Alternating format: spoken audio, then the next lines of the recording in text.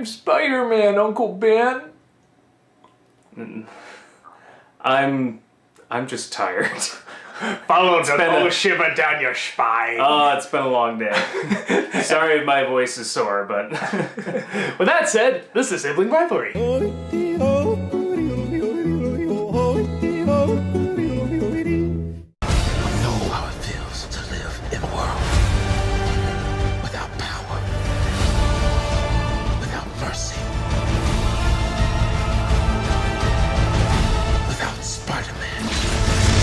Andrew Garfield as Spider-Man is back, and he's fighting Electro, the Green Goblin, the Rhino, sometimes Gwen Stacy, and staying in a relationship. Gwen Stacy's dad sometimes, pretty much fighting everybody. Herpes, I think he's fighting herpes. Yeah, I think that was another subplot, so he's pretty much fighting everybody. Osteoporosis, he might be fighting that. In the latest Amazing Spider-Man 2, and... on the surface, that doesn't sound like too complicated a story, but you'd be good amazed. Fucking God! Yes, it lives up to its title in being quite amazing and how much goddamn stuff happens in this film. Can't go into too much detail, because in a way we did kind of give it away. He's just going up against all these people. A lot of them start off This is good. a movie entirely comprised of spoilers. Yeah, it's really hard to review. We thought like Captain America 2 was gonna be like hard to talk about without the spoilers. Oh it's like God. This one just friggin', okay, so he's fighting these villains. He's in an on-again, off-again relationship with Gwen Stacy.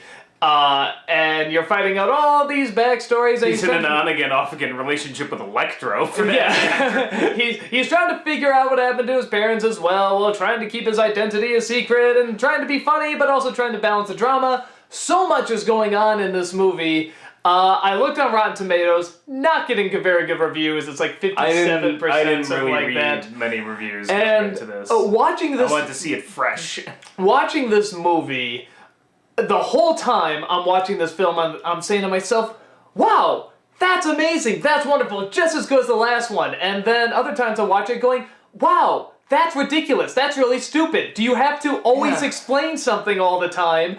And it just kept going back and forth between these two, and by the time it was done, I sort of looked at you and I said, I think I like it. I think I kind of like it. I don't know. It's so much stuff. The biggest... it's just a movie of just stuff. The biggest problem with it, that I'm sure other critics are saying too, is that it's trying to throw way too much at you. I mean, we always talk about Christopher Nolan dialogue being exposition.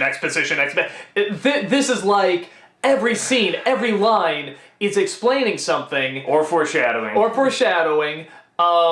If you know the comics, you can figure it out pretty quickly. But that's another problem, in my opinion, is that if you don't know the comics, you're going to be going into this like, why are they throwing all these things at me? I'm just here to see a simple story, and you're throwing all this crap at you, and as a movie, I see it very much as the early X-Men films, where it's like, is it technically good? Probably not. But for what you're most likely looking for, it's totally serviceable. It's giving you Spider-Man doing his cool things. It's got the cool films had a more villains. cohesive plot, but I may Not much. I may actually like this better than the X-Men. It's so weird. Some parts work so well. The parts that work well work really, really well, and then there are parts where you're just like, am I in the same movie? You know what? When we saw the credits, it was something like 6 writers, and we both looked at each other and went, that explains a lot of it. And not only was it like 6 writers, I'm pretty sure, if I got my facts straight, that a couple of them were some Abrams alumni. It was like the Star Trek and Star Trek Into Darkness guys.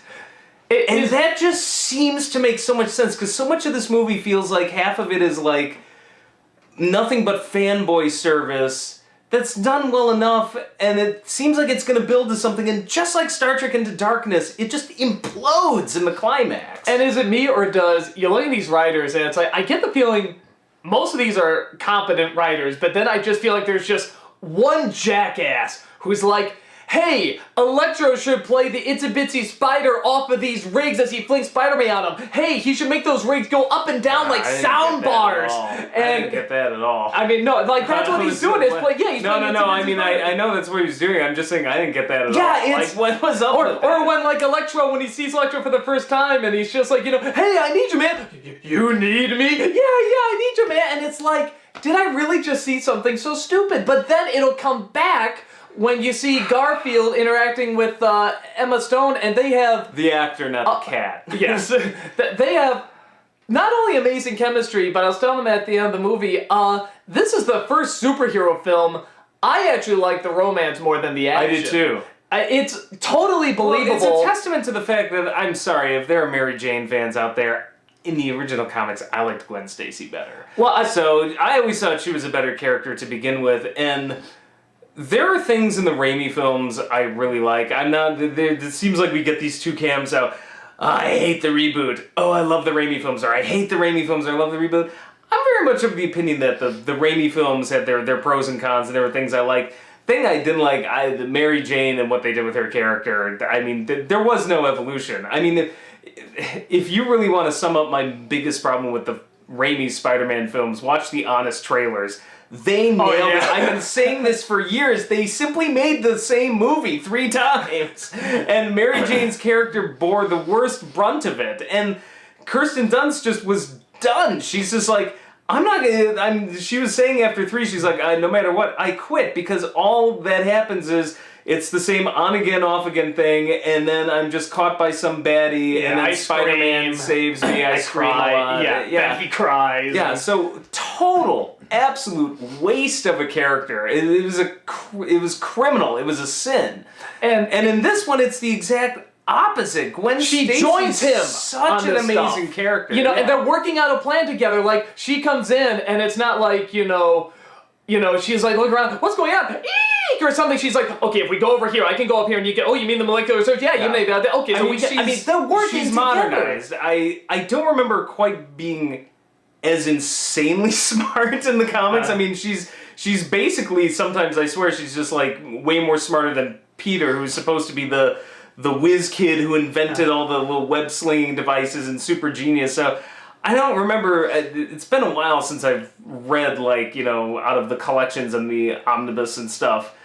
I don't remember him being that insanely smart, but I'm like, as a modern update, I'm actually really cool with it, and it's a lot of fun that, she's got a brain and is able to do it, and that's twice in a row they've done that. Well, and even in movies where it's like the love interest, is smart or whatever, it's like they'll sort of do their thing and then just go off to a corner or get captured or something. I believe it though. She's the valedictorian of the school. I like that they're constantly, not only do they work together, but they work well together. I like seeing these two work off of each other. Chemistry. And it's weird because there's this great superhero romance that gets interrupted by other things. Yeah, and it's so bizarre. I've never been in a movie, superhero movie, where I'm like, no, go back to the romance. Interrupted, I'm like, I don't care. Oh, yeah. I don't need to see Electro, Dr. Manhattan, Emperor Palpatine. Like, he was like a combination of 3 separate things. Okay, and I get it.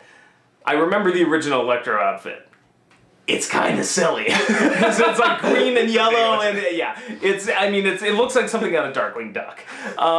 So I get it, but like this version of Electro, he's played great by Jamie Foxx, but there's just a blandness to the design. I'm just like, oh, so you just took Dr. Manhattan and combined it with like the Emperor from Star Wars. The veins are cool when he has a little hoodie over his head. That's kind of cool, but then there's a part where, and they're advertising this in the trailer, so we can talk about it. The Sinister Six is being built up. Rhino, by the way, is just the beginning and the ending, nothing else. And that's the sad part is Paul Giamatti is so great in that it's a throwaway role. You're just there, it's like, I'm in this for 3 seconds? Okay, because I'm just going to do whatever the fuck I want. Okay? I'm crazy! And he is like a fucking pirate in this. But he just comes and goes random in a he's obviously going to be built up for the next rhinoceros transformer suit for some but reason. no, what I was getting to is that because again, this is one of the few, it's still a comic book movie, but it's like, it's trying to be I hate using the word more adult, but it's one of those things where it's like a lot of the stuff in the Raimi Spider-Man wouldn't fly in this Spider-Man. It'd be too silly. But like when he comes up in that suit, the Electro suit, and he has the little lightning bolt on this side, I lost my shit. I'm like, are you fucking kidding me? There's just random moments. There's so many random moments where I'm just like, seriously?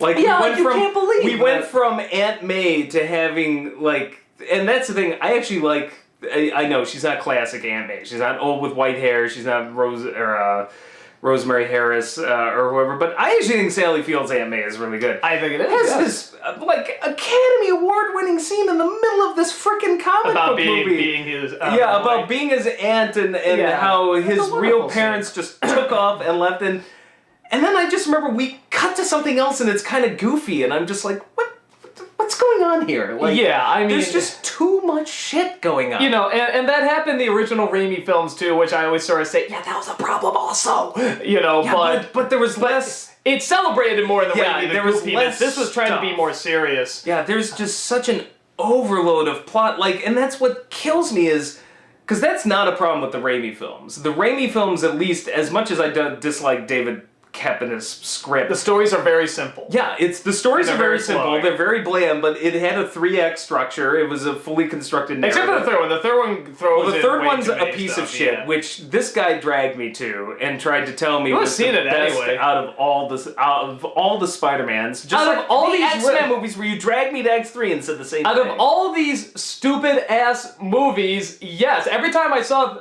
Spider-Man 3, people always gasp at these 3 scenes, and I'm just like, nobody gasped at the other Spider-Man movies. Please send all of your complaints care of Doug Walker. No, okay, but again, they're stupid movies. They're all dumb. I love them, but they're all dumb. I mean, for me, this is like the reboot where it's like... pretty solid. Oh, come on. You were talking about a scene taken seriously. How about when, you know, Aunt May has that, again, a great scene with Aunt May, and, you know, he tries to touch her hand, she pulls away and walks up, cut to the octopus man putting his giant sun machine together and saying, now, let me get the iridium, blah, blah, blah. It's just as silly, the contrast. Remember that in 2? That's most comic book movies, though. And we're going on a scale of all 5 films now. I think it's jarring. I thought the first reboot, The Amazing Spider-Man, I thought balanced it much better. Just to recap.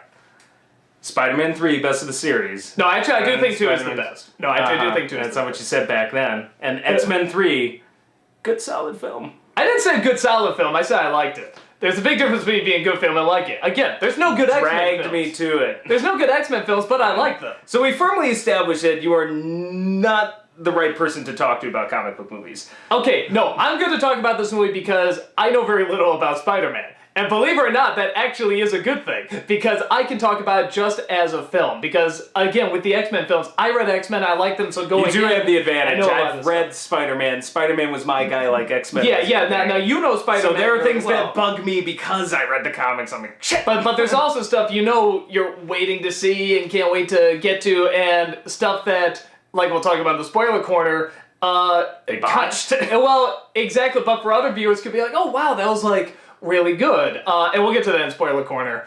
But yeah, so that is something I would say. If you're going in just for an action film, you might like it okay, but if you're not familiar with the comics, which it's unlikely you would be if you're gonna go see The Amazing Spider-Man 2. If you're unfamiliar with the comics, I think you just might get lost. Yeah, that's what I'm saying. One of the reasons I think I most likely followed get it well confused. enough is because I did read the comics, which is the one problem with the film is if you've read the comics, then you'll notice the changes, and I think in some cases be kind of pissed off. If you haven't read the comics, I think you'll just kind of be lost because it was made for people who have knowledge of the comics. So it's really strange. I'm not sure who this movie's aimed for. What I get and the yet feeling. I still kind of like it. I don't get it. I get the bit. Well, here's 2 things that I think after seeing it. One is that what probably happened is that studios, producers, whatever, comic book movies are big. Comic book movies are huge, so we have to make a lot of them. What's a big thing in the Spider-Man movies? The big villains, the Sinister Six. Okay, well we already have one villain in each movie. We got to throw in all the Sinister Six, so we're gonna have 2 here, 3 here, 4 here, and this it's is trying to freaking squeeze too Sony much. doing this. And I will say this because there was like maybe 1 or 2 reviews altogether that I read before I went into it. I avoided almost everything. I didn't notice what the Rotten Tomatoes percentage was, because I was like, I want to go in pretty fresh, but there was a couple reviews I read, and one of them, like, that one was positive and one was negative, and the negative one was like, oh, Mark Webb, this guy just sucks, and he's not. I couldn't have a more opposite approach. I think this is a really, for what this guy got handed in the script and what can only be the most bizarre directions from the studio, because remember, as much as we complain about the Raimi films, 1 and 2 are pretty solid compared to 3, and Sony fucked up 3. They messed up that film. They threw in charge with Venom. So I think Mark Webb directed this as competently as anybody could, and I don't think it's entirely his fault. I think he is saddled with a script by 20 different people with all sorts of issues from the studio saying we need to have this, and this. We need to connect with the fans, but we need to connect with people who don't know it either, but we need to have this many villains, but we also need them to follow it, okay? It's like, and can you put that guy in the weird hat in the shadows that we had in the first one, and then it just... Yeah, it's way too much, I mean, to say the least. Yeah, but it's a lot of excess, but I just want to say this. It's a very, very pretty movie, and it's actually shot, for the most part, there's some shaky cam, but at this point I've just come to accept that nobody knows how to make an action film anymore. It's the Bourne Identity and Michael Bay and all of those movies. It's mostly just in the opening.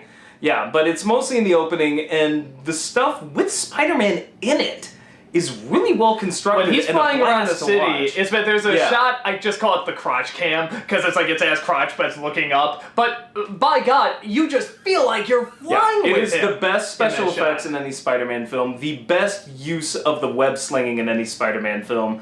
When it was just doing that, it was really, really good. And the one thing, and this is something I really appreciated about the first one, and the Raimi films to some extent, that a number of people don't get, Man of Steel, it's colorful. It really looks and feels like a comic book. The colors are bright and vibrant. They just pop out, and everything you're looking at has a real wow factor. Whereas, like, nowadays, like, the modern style seems to be like super dark. Hey, can we suck as much color out of this one as possible? Because we're dark, gritty is real. That makes us more adult, realistic. Yeah. Well, actually, I thought this film was way more adult than anything in, like, Man of Steel. Well, no, but people confuse being dark and gritty for adults. It's like dark and gritty does not necessarily... No, smart is adult. Yeah. But the other thing that I think, what held the movie together for me, what made me coming out of that saying, no, I like this, I'm glad I saw it, I could even possibly see it again. Honestly, it's the two leads. It's Andrew Garfield and it's Emma Stone, and they are wonderful. Such chemistry. And they are fine on their own. I don't need one... Scenes where they're individually paired, like when she's researching things in Oscorp and getting into trouble, and, he's... scenes where they're separate, they really work. Like, and again, that's the one thing where I think the Raimi film dropped the ball. It's like, she is the anti-Mary Jane. She's interesting to watch. She's fun to watch. There only was one really fan-servicey moment, and that's when, so we saw this with both our wives. So my wife and his wife both looked at each other and whispered something, and it's when she's interviewing to go to Oxford. And, the funny thing is, I'm so tired. It's been a long day. I've had a bunch of meetings today, so I'm, trying to stay awake. And they whispered something. I'm like, what did you whisper? My wife says, she's like, what girl interviews for Oxford and wears a skirt that basically just is nothing but her ass? She's like, a girl who really wants to get into Oxford. I was like, a girl who's going to sleep with the admissions guy. I think I said afterwards, I said, she's going to Oxford. Sure enough, gets the phone call, I'm going to Oxford. Yeah. So, I mean, that, I agree with our respective wives. That was a low blow fan servicey moment. But the sad part is, I'm the target audience for that. I didn't even catch it. Compared to Into Darkness with the underwear scene. I didn't think it was as bad. Comic books in general, it's not that bad. But no, whenever I watch, you were talking about Mary Jane in the Raimi films. I'll talk about Tobey Maguire. I just don't think he's as good as Garfield.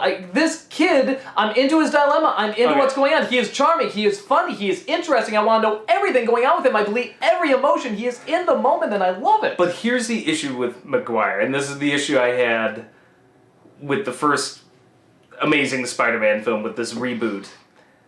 Maguire worked as nerdy Parker. He worked as high school Parker. I'm sorry, but the first, 10 minutes of this film, I laughed my ass off because Spider-Man saves the day, and Gwen Stacy is sitting there, and she's like, oh, where are you, and this and that, and when it's all said and done, it turns out it's their high school graduation. I literally burst out laughing, because I'm like, he looks like he's 30, Yeah. and she looks like she's in her mid-20s, at least. They should be graduating college. Yeah, and it does make me realize, what would be the tragedy of portraying college-age Parker, or starting off the story and doing Flash, because, I'm sorry, I can't suspend my disbelief. I just don't believe it, and it does bother me, because I don't believe Garfield was ever a geek. I mean, he may have been a geek in real life, but the way the character is played in the movie, I don't see a geek in him. I don't see someone who is ostracized. I don't even see nerdy as much. No, I'll make a little... And Maguire actually had that. Now, Maguire never matured in the series, and that's where the Raimi series fails miserably. They never mature. He should become Garfield. Start off Maguire, turn into Garfield. It needs to start off with Maguire in flashbacks and become Garfield. But to me, that's like saying, well, we have Clark Kent the whole time, but we never get Superman. It's like, no, I want fucking Superman. And to hear it's like, we get Spider-Man. That's the thing, though. Spider-Man was both characters. That's what made the comic really cool, is he started off as a nerdy character, and they aged him over the years. So he becomes more, I'm not going to say hip, but he becomes more normal, grown into himself, college age. Confident, yeah. He ages and matures, and we never got that out of the Raimi series. We started off here with one who's already mature and laughably not in frickin' high school. I'll make a little bit of an argument for sort of the nerdy genius route and stuff, in that we both know people who, we could clarify as like, wow, that person has a brilliant mind, but they are usually fucking insane or something. There's something I'll take that's like genius. I won't take nerdy. Okay, fair enough. There's nothing socially.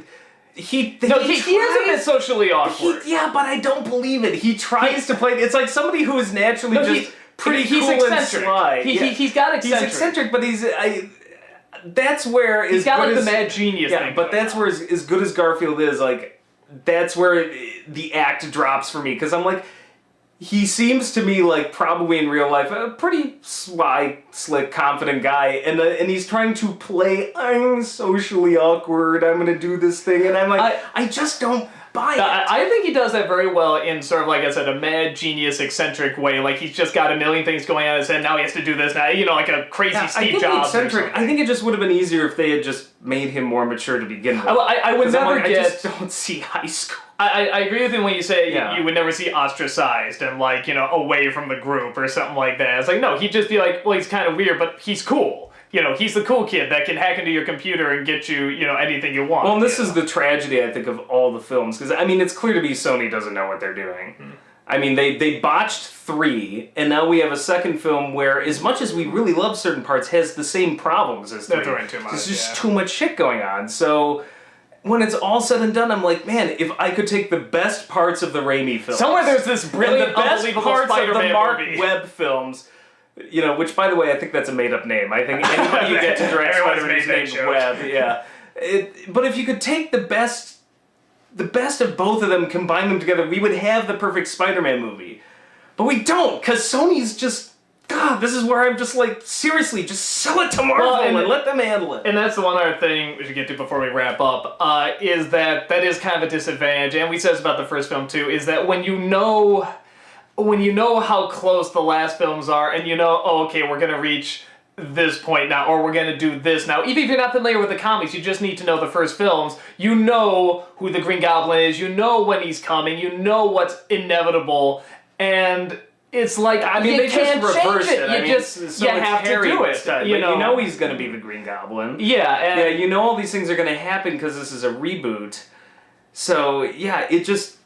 There's sort of a redundancy. That's the one thing I really do, not one, actually many things, but the Christopher Nolan Batman films, that always amazes me, is that even though I like the first Batman, the most, I'm amazed at how well he restarted those stories and made it its own, and made it unique, and made it different, and took it from a different angle, and did very, very different things. And I'm not saying it's easy, it's very difficult, but it is a disadvantage to these new films. So that's it. Final thoughts? There's so many things I really... You know what it is? I'm just gonna say, I want to love this movie. I want to love it so bad. And there's just so many things, though, that are off about it that I can't love it, but I can't hate it either. It's good-ish. It kind of maybe sort of alright-ish. I don't know. I don't know. This film confounds me. Confound it all, I love it though. I know. I really got wrapped up in the action. Spider-Man's a smartass again. Yeah, he tells jokes. He's funny. Yeah, because I will say this. One of the reviews I did read out of the two was Roper's review, and he's like, Spider-Man's a jerk, and I'm like, did you never read the comics? Yes. I'm like, that's the whole point. So yeah, he's funny whenever it was in the action or the romance. Is some of the action and all of the romance, I was really involved, and then there's just so much overload though, and at the end it just sort of, much like Star Trek Into Darkness, just implodes on itself, like they don't know where to go. For all of the lack of plot in movie 1, where we kept complaining, it's like we wanted the movie that, should have been released with all of these, half of these plot points settled. Here they threw in... Yeah, they just shoved everything into this one. And yet are still setting up, like, more for the third. It's just...